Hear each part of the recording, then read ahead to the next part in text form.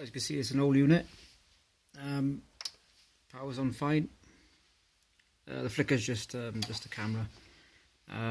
Relay clicks to say everything's active. You know, all the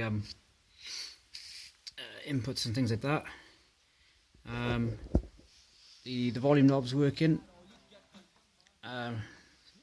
Obviously a bit of sound coming through there. I got the CD playing at the minute. All the functions are working, as in all the inputs. You can see it, the lights are not very good. I got full use of the bass treble balance, the bass enhancement, the tone bypass, the zone control, obviously where you're sending the input signals to. All these are working as well, but the issue lies in all the main switches along here. So these are not working basically. It's a bit frustrating because I need these to work, which are your main front A and B relay switches. These have been temperamental before. B stopped working initially, but according to the diagnostic, the speakers are working, because once I go into diagnostic, it activates the relays and it works fine. So I'll show you quickly on the diagnostic. It's going to be a bit of a trickery because I'm trying to hold the camera and trying to press the sequence of buttons all at the same time. So bear with me. It's usually the set, plus and next button together. So I'm using my foot to switch the amp on. Difficult. Oop. No, I didn't do it then. Pardon me. Try it again. Right, now we're in diagnostic. As you can see, the speakers A and B are now activated. So basically both the output relays for the two sets of speaker outputs on the rear are now active. These have been tested by plugging the speakers in. Again, there's still no function at all of any of the buttons when you go into the diagnostic menu. The only way around this, you've got to do different functions using the bottom part of the remote, but even then I can't do the reset, because the reset of this main unit means I got to get to option 8 on the diagnostic menu, and the only way to do that is to set the program. And because these don't work, I can't actually access that menu, which means I can't do a microprocessor reset unless I can get into that menu, because I thought that might actually clear the fault. They say sometimes, you know, it is generally a fault if there is a short circuit or a power surge, a lightning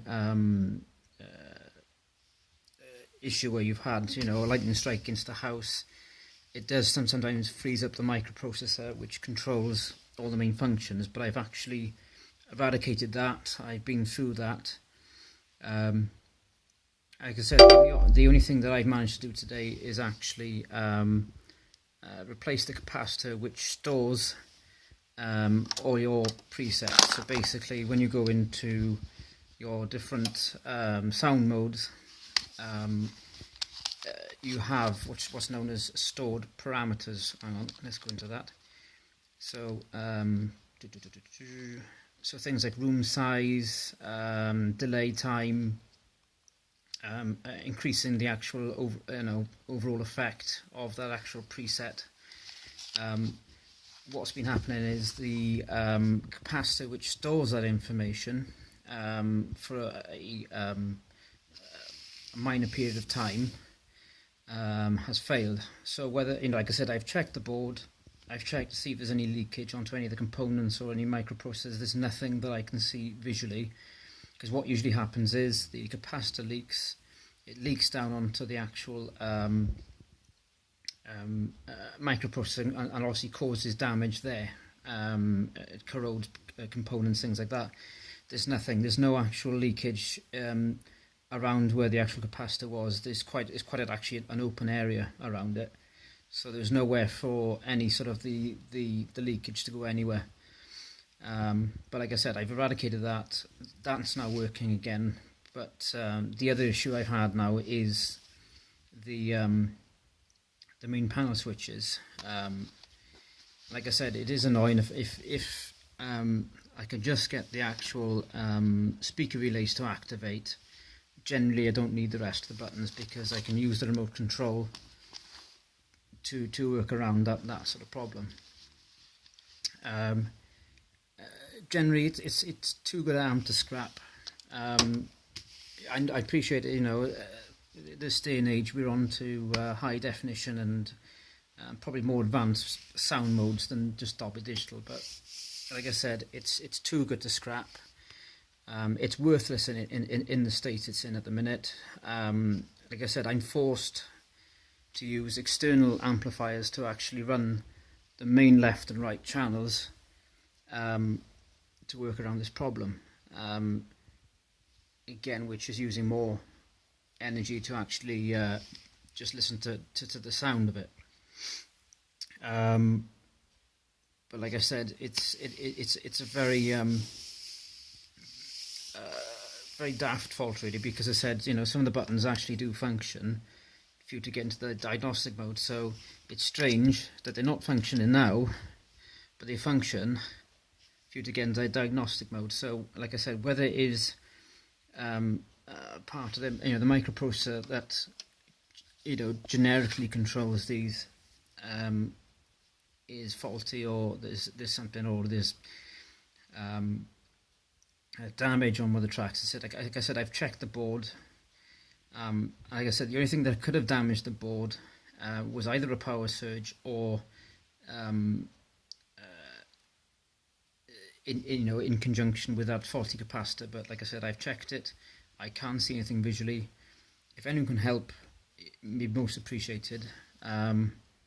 Otherwise, I'm forced to having to go down the upgrade route and buying something that's going to be equal to this in sound, you know, as a fully working unit. You'd be very hard pushed today to actually get anything in that sort of level. But like I said, any help be most appreciated. Thanks very much.